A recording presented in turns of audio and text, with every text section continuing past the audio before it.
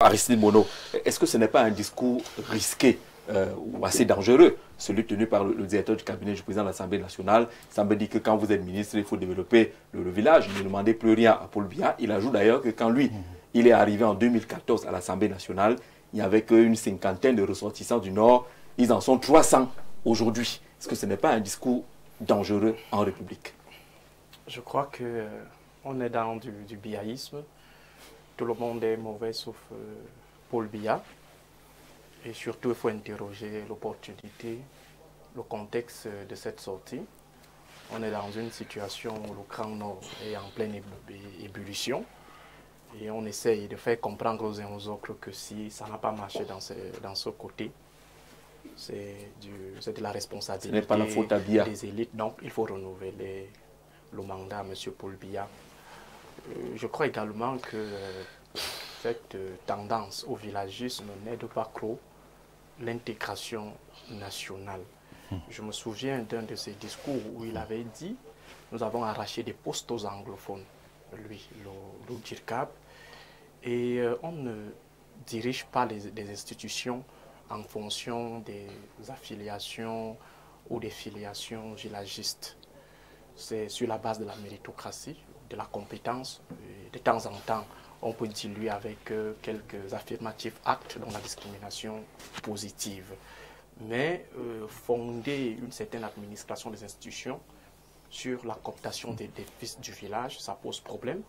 Et lorsqu'on essaie d'interroger le profil des fils du village en question, on se rend compte que ce sont soit les enfants du clan Kavaye Djibril, soit les enfants de la chefferie de Mada, qui est dirigée par Kavaye Djibril, soit les enfants de Tokombere, soit les enfants du Mayo Sava, et à la limite peut-être les enfants de l'Escrime Nord. Or là on parle... Ça tourne toujours autour de Kavaye. Ça tourne toujours autour de Kavaye Djibril.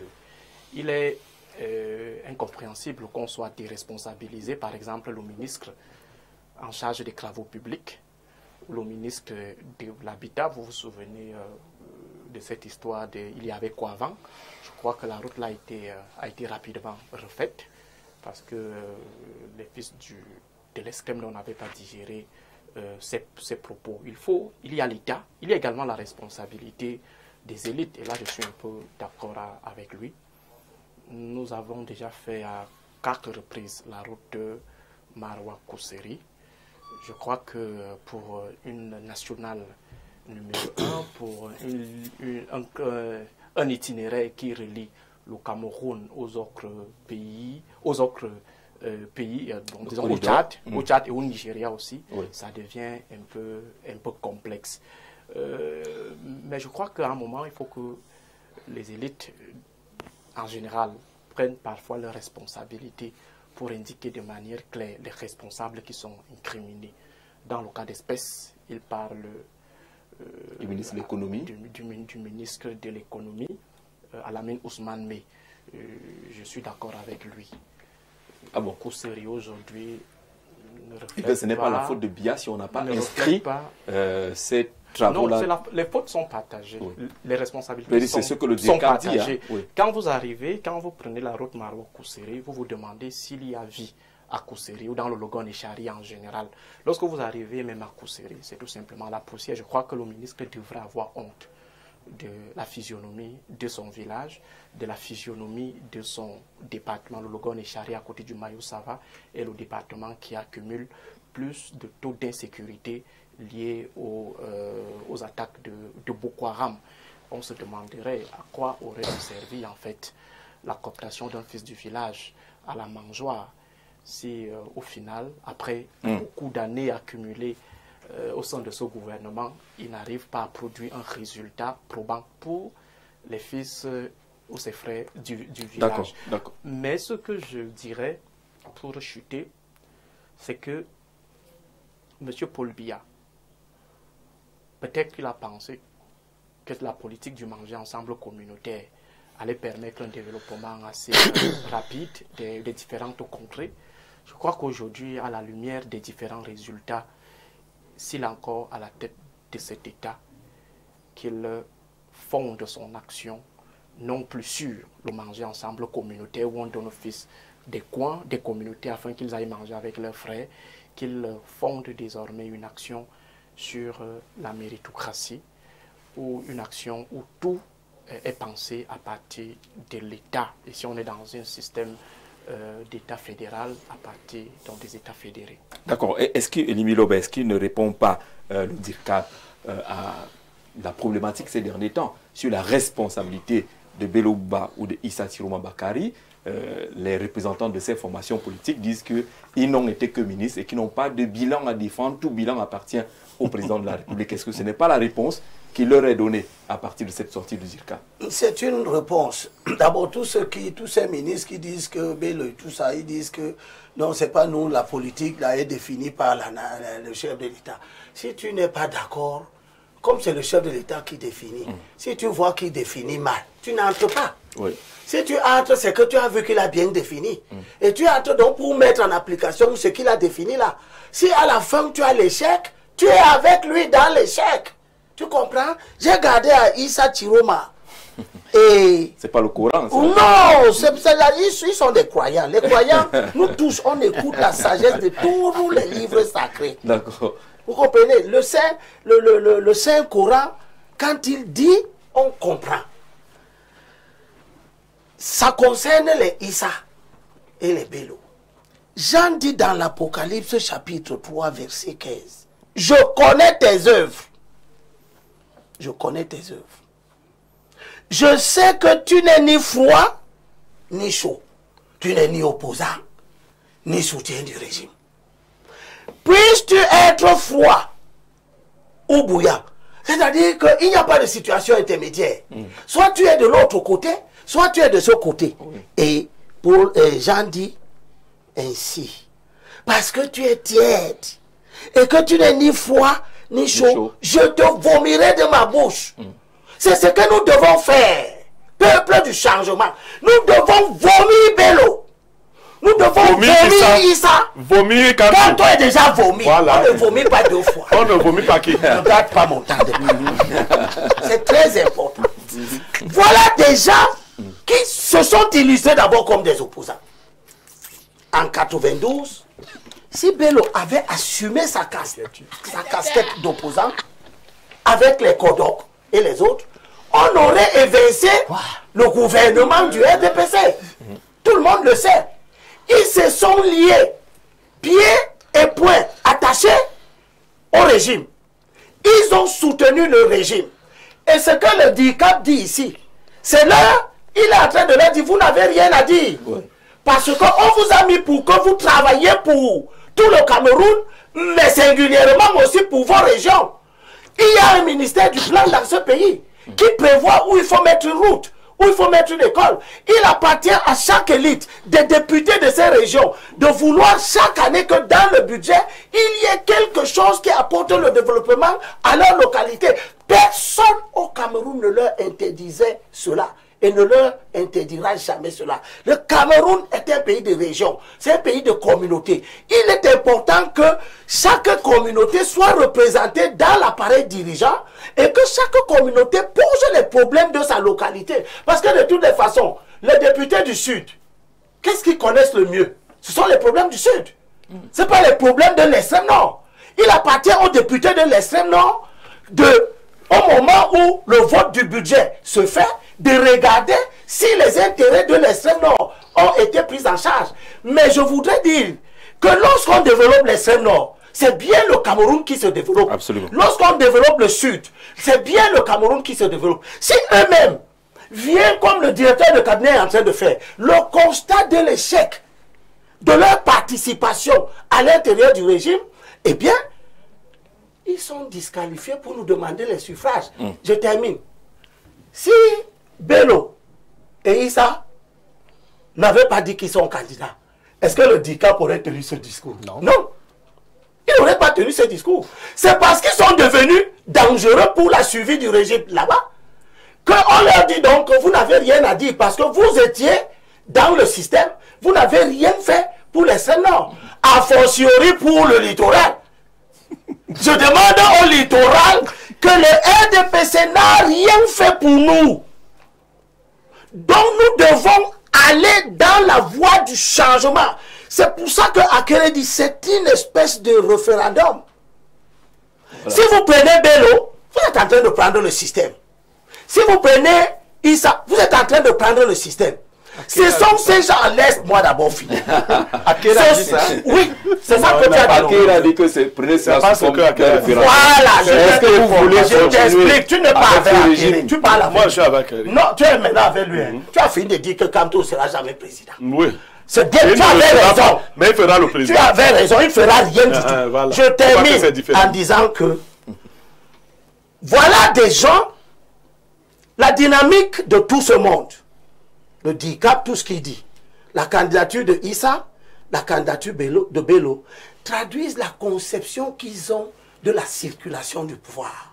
Ils sont convaincus que le pouvoir a commencé chez eux. Si c'est parti au sud, ça doit rentrer chez eux. Je rappelle à tous les Camerounais que d'abord, le pouvoir n'a pas commencé au nord. Il a commencé au centre. Avec André Marimbita. Oui. Que dont vous organisez l'oubli systématique. Il est parti au nord. Le nord a consenti à l'envoyer au sud. Il n'y a aucune raison objective que vous vous mobilisiez pour que le pouvoir rentre au nord. Il ne rentrera pas au nord. Maintenant, tu défies aussi derrière le nord. Oui. Il va te rester qui? Mais moi, je ne suis pas là pour qui me... Je te rappelle seulement que... Je te rappelle seulement que Bello... Tu fais autre chose. Laisse tes chiffres là. Bello, c'est 16 communes dans le Grand Nord. Le Grand Nord a 89 communes. Qui contrôle les autres? Bello, c'est 16 communes. Le RDPC, c'est... comment il s'appelle? Issa, c'est 4 ou 5 communes. Le reste, soit 66 communes, c'est le RDPC. Donc l'idée que Bello et Issa essaie de développer là, dans les réseaux sociaux, en montrant des images des meetings monstres. Première question, ces gens que vous rassemblez dans les... Est-ce qu'ils ont ils étaient où pour vous donner la majorité à l'extrême nord là-bas? Ils étaient où? Ils ont voté en tout état de conscience le régime. Ils aiment le régime. Vous n'avez donc pas à vous plaindre. Le régime ne vous a pas donné des routes parce qu'il ne sait pas donner les routes. Le régime ne vous a pas donné des écoles. Et en 2025, j'entends encore des enfants du Nord, des élites formées, qui ont été dans des universités, qui reconnaissent que dans leur région, les enfants s'asseyent encore avec le sol. C'est bon bien qu'il devait venir faire ça. Il vous a mis là pourquoi? S'il fait un gouvernement demain, sans mettre un enfant de l'extrême Nord, ils seront contents, ces gens qui vont là. On donne la parole à Blaireau. Dans le littoral va se mobiliser et voter le changement. Sur la même question, celle de la sortie du DIRCAP, c'est vrai qu'on peut interroger à quel titre il a fait cette sortie, mais prenons un peu le fond de cette affaire qui est un peu comme Aristide Mono l'a dit tout à l'heure, c'est le développement du biaïsme. Bia a tout donné, il n'a pas de problème, donnez-lui un mandat et puis il verra quels sont les fils qu'il va choisir qui pourront peut-être faire le travail. Il est vrai que moi, je n'approuve pas l'approche du président Paul Biya qui consiste à nommer les ministres pour que les ministres fassent le travail dans leur région. Moi, c'est ce qui se fait. Malheureusement, est-ce qu'il a dit qu'il fait ça? C'est pas ce qu'il fait. Il nomme les ministres parce que premièrement, chaque région doit être représentée au gouvernement. Il ne leur dit pas de faire le travail seulement pour leur région. Ma région n'est pas représentée au gouvernement. Ta région. Oui. Le centre n'est pas représenté. Ma région. Ta région, c'est laquelle? Ma région n'est pas représentée au gouvernement. Ta région, c'est laquelle? Allez, permettez lui la famille. Il a dit pas la vérité. La famille de Oumyobé existe. Il n'y a jamais eu même un commissaire de police. Donc, je ne veux même pas parler. C'est le village, pas la région. Je parle de ma région. Je sais de quoi je parle. Je ne parle pas de vos régions administratives. Ah, ok. Donc, tu n'es pas avec moi, alors. Donc, voilà donc. Deuxième remarque que je fais. Chacun a son problème dans ce pays. Voilà une remarque que je fais. Jean-Jacques. Est-ce que Blaireau va parler? Je vais parler. C'est qu'à force de vouloir tirer tout le monde dans le RDPC, on fait par exemple de Libi Lobela maintenant quelqu'un qui sait parler. Et Libi Lobela finit de parler, tu ne sais pas ce qu'il veut qu'on dise. On retienne. Tu n'as pas compris. Je ne suis pas responsable. Je ne suis pas responsable de ta compréhension. Et Libi Lobela de ce qu'il a dit. Libi Lobela a dit qu'ils ont échoué. Il parlait. Ils sont dans les chefs. Il a fini de parler. Si tu lui dis qu'on vote qui? Il dit le changement c'est quel candidat? C'est Akere Mouna. Et quand Akere va dire qu'on vote quelqu'un... Mais attends, d'abord, il a encore dit. Tu lui prends les idées. Non, ça va. Donc, j'ai dit de voter le changement. Et le changement, c'est Akere sur le DIRCAP aussi. D'accord. Le DIRCAP a raison. C'est ainsi que le pouvoir de Paul Biya s'est organisé. C'est-à-dire que quand Paul Biya te nomme, il faut lui assurer les votes chez toi. C'est ce... Alors, utilise les moyens que tu veux. Alors, l'extrême nord a voté Paul Biya, non? Oui. Entre-temps, le ministre de l'extrême nord, enfin l'autre là, qui a beaucoup d'argent, à la mine, n'a rien fait là-bas. Mais l'extrême nord a voté. C'est son ministère qui a beaucoup d'argent, bien c'est à la mine qui a beaucoup C'est d'argent. c'est ce qu'on dit. C'est pour cela que le DIRCAP dit que Nganou Djoumessi a pris l'argent et allait faire la meilleure route. Non, c'est pas ça. Laisse-moi, c'est ce qu'il dit. Ce que le DIRCAP dit, c'est que Nganou Djoumessi, sans être ministre des travaux publics à l'époque, il a impacté sur sa région en faisant en sorte que cette route soit et le DIRCAP conclut que les Bamileke aiment Nganou Djoumessi. Oui. Or, Elie Bilobe vient de vous montrer que malgré le fait que le RDPC n'a rien fait pour l'extrême nord, le RDPC est aimé là-bas. Donc on n'a même pas besoin de faire quelque chose pour l'extrême nord pour qu'ils aiment les gens. C'est le choix. Oui, tu n'as pas totalement tort de présenter les choses. À chaque fois que je vais commencer, tu vas prendre. Oui, toi tu dis quoi là? Tu es en train d'expliquer que ces gens suivent de façon aveugle le régime qui ne fait rien pour eux. Bon, c'est ça que tu es en train de dire. Si le RDPC venait à reprendre le pouvoir, la théorie du DIRCAP retrouverait toutes ses lettres de noblesse, c'est-à-dire il faut donner à d'autres enfants de l'extrême nord, du nord, de l'Adamawa, si cela pourrait, en fin de compte, aider à développer ces régions. Mais là où elle trouve ses limites, c'est que Biya a tout essayé dans ces choses-là. Tout à fait. Là, et tout le monde là-bas a échoué. 800 personnes. Il a déjà... Bon, ça veut dire qu'il n'a pas la main heureuse. Moi, je pense que si Biya... Mais sauf qu'il dit que Mounouna a réussi, Dr Taiga a réussi. Oui, mais sauf que dans son discours. Là où la... C'est Bélo qui a la parole. Oui, il m'avait dit que je prends son temps. Je lui dis donc que... Tu sais, Bélo. Non, je ne sais pas. C'est parce que Paul Biya, lui, ne vient pas dans les débats. Mais si Paul Biya venait dans les débats, il est là. Il demandait. Paul Biya est là dans les débats. Oui, il allait dire. Tu ne vois pas le visage de Paul Biya. Il allait dire à Issa Chiroma et à Bélo que tout le temps que je vous ai mis au gouvernement, vous n'avez pas été incapable de faire en sorte qu'il y ait des routes chez vous.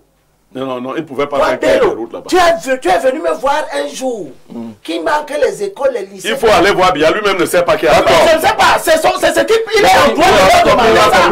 Il est en droit de leur demander ça. Moi, si j'avais un conseil à donner à Paul Biya, encore qu'il n'ait pas besoin de mes conseils, c'était qu'au sortir de son magistère, qu'il imprime une autre façon de faire. Un ministre est un ministre de la République, il n'est pas un ministre du village, première chose. Deuxième chose, ceux qui doivent s'occuper de nos communes, qu'on leur donne les moyens de le faire. Ils ne peuvent pas prendre notre argent, le confisquer à Yaoundé et chez eux, parce que notre argent est dans leur maison plutôt, c'est-à-dire... On vole chaque jour. On leur vole l'argent, tu ne sais pas comment, s'ils ont des coffres, tu ne sais pas ce qu'ils ont, des banques à la maison. Alors, ils ne peuvent pas prendre notre argent, le garder ici, avec ses amis, et demander qu'on développe les communes. Personne ne va les développer. Remarquez qu'un ministre en fonction avait dit qu'on avait envoyé l'argent au nord. Que l'argent est revenu à Yaoundé. Un ministre de Paul Biya, qu'on a envoyé l'argent au nord. Mais l'argent est revenu à Yaoundé. Donc en fait, tout l'argent est concentré à Yaoundé. Si on imagine que Paul Biya redevienne président, même pour 2 ans. Alors, on comprend donc que la sortie du DIRCAP n'est pas le procès des fils du Nord qui n'ont rien fait, mais c'est des manquements de la décentralisation qu'il faut évoquer. Moi, je conclus que ce sont les manquements. Oui, il y a aussi des responsabilités. Bon, maintenant, les fils du Nord n'avaient pas vocation à faire quelque chose. Je vous prends quelqu'un comme Alamine. Alamine, c'est un blanc. Il n'est pas dans vos trucs villageois là, comme il est de l'extrême nord. C'est un blanc Quand vous êtes allé le prendre là-bas, vous avez parlé de ça, que l'extrême nord était sa priorité. Quand vous allez faire vos petits meetings là dans l'extrême, tu as déjà vu. Alors c'est un gars, tu vois, c'est un blanc. Moi j'aime les gens comme ça. Je n'aime pas les ministres de l'extrême nord, les ministres des Bamleke, les ministres des Bassa. Non, bon, les Bassa, non, mais pas les ministres. Donc je n'aime pas les... D'accord, merci Blériot. Est-ce que ce discours en général, est-ce que ça n'interroge pas les déficits en matière de planification au lieu qu'on oriente le débat sur ce que les fils n'ont pas fait ou ils ont mal fait? Est-ce que ce n'est pas la question de la planification? La question de la planification en partie, et même de l'aménagement du territoire, hein, c'est-à-dire que le directeur de cabinet dit peut-être sur une tribune populaire ce qui se dit à l'hémicycle par les représentants de la nation. Vous savez que lors des questions orales à des membres du gouvernement, c'est pratiquement les mêmes réclamations qui reviennent. Et une partie de la solution se trouve effectivement dans le renforcement et l'amplification de la décentralisation, c'est-à-dire le transfert effectif de toutes les compétences et des ressources correspondantes. Parce qu'en réalité, depuis 2020, ça a toujours été dit. Et moi, je pense que ce que dit le directeur du cabinet peut être dit dans n'importe quelle autre région du Cameroun. Chaque 20 ans, et ça passerait avec la même aisance, j'allais dire médiatique ou communicationnelle. Avec le même impact. De conclure à l'échec même du système. Avec le même impact. Non, c'est pas un échec. C'est-à-dire que il y a un ensemble, et quand vous entrez dans l'analyse au fond du sujet, vous apercevez que nous avons effectivement un problème de structuration des besoins des populations, un problème de satisfaction même des besoins de ces populations, et ce n'est pas au hasard si lors du discours du 31 décembre 2024, le président revient sur ce sentiment de frustration qu'expriment légitimement les Camerounais, malgré les efforts et les sacrifices qui sont consentis par la nation pour faire des bonds en avant vers le progrès et la modernité. Donc, une partie de la réponse se trouve donc effectivement dans la profession de foi qui va sortir la semaine prochaine et qui devrait mettre l'accent, Dr David Eboutoua parlait de la transition, mais qui peut nier que le prochain mandat doit mettre l'accent sur un certain nombre de réformes qui vont appeler nécessairement peut-être le changement de la révision de la Constitution, pourquoi pas l'augmentation d'un certain nombre de sièges, notamment à l'Assemblée nationale, dans les conseils municipaux, pour répondre d'abord à cette demande de représentation politique qui s'exprime. Parce qu'il y a aussi un problème de représentation politique, mais aussi pour plus de fonctionnalité dans l'exécution d'un certain nombre de choses. Donc, moi je pense que on ne peut pas jeter entièrement ce que dit le directeur du cabinet, parce que les élus l'ont souvent dit sur une tribune plus indiquée. Ce n'est pas qu'un exercice tribunicien. C'est effectivement l'expression d'un certain niveau d'insatisfaction des besoins des populations et qui appelle des réponses à l'aune de l'élection présidentielle, précisément en apportant déjà une partie, ne fût-ce que sur le plan du discours et de la thématique dans les professions de foi, avant d'entrer dans les programmes eux-mêmes. Et c'est pour cela que je suis entièrement d'accord, un ministre n'est pas là forcément pour répondre aux questions de son village. D'accord avec moi. Mais qu'est-ce qu'on peut dire? La responsabilité de l'élite gouverne. Parce que quand tout le monde a dit qu'il faut questionner l'élite gouvernementale et l'élite qui est dans la fonction exécutive et même dans la fonction législative a une responsabilité importante. Parce que ceux qui sont aux législatives doivent nécessairement jouer leur rôle. Et vous avez observé que depuis 2020, nous n'avons pas pu verrouiller le moindre contrôle parlementaire, par exemple. C'est-à-dire aucune commission d'enquête parlementaire pour aller questionner donc justement sur le terrain si les politiques publiques qui sont définies permettent de satisfaire au maximum les besoins des populations. Donc, la première réponse, de mon point de vue, humblement, et nous y travaillons, c'est la profession de foi qui doit donner les grands axes du mandat qui va s'ouvrir vers cette direction. 3 ans, vous allez nous servir de nous. Non, on a parlé de l'amplification de la décentralisation. C'est-à-dire, on voit ça depuis. Toi, tu as été conseiller municipal, on se connaît sur ce terrain, et tu as vu quand même que il y a eu... Je suis d'accord avec toi, sauf que quand vous mettez, c'est vous. Vous avez 313 communes. C'est vous qui désignez ces maires, que vous jugez aujourd'hui incompétents. Non, c'est vous qui avez désigné un maire à Douala 5 qui en 12 ans n'a pas laissé un vélo. Elimbi Loré. Je n'ai pas attaqué le maire. Je dis seulement que une partie de la réponse se trouve effectivement dans une profonde réforme de la décentralisation pour qu'elle soit renforcée et qu'on amplifie le transfert de ressources qui permettent justement à l'autorité qui a la plus grande proximité du fait de la subsidiarité pour avoir les moyens de répondre à un certain nombre de sollicitations des populations. Sur cette sortie du président de l'Assemblée nationale, on a quand même lu sur les réseaux sociaux des gens qui ont tapé sur ses doigts en indiquant qu'il tient un discours communautaire dangereux et que le rôle des membres du gouvernement semble être dévoyé dans cette sortie-là. Ce n'est pas ce qu'on attend des membres du gouvernement. Pourquoi vouloir envoyer la faute aux membres du gouvernement alors que la politique, la vision se pense au niveau du sommet de l'État?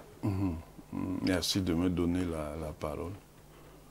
Cette problématique est une problématique très complexe avec beaucoup d'aspects, mais qui traduit un problème qui est en fait, au-delà du Cameroun, le problème des pays africains.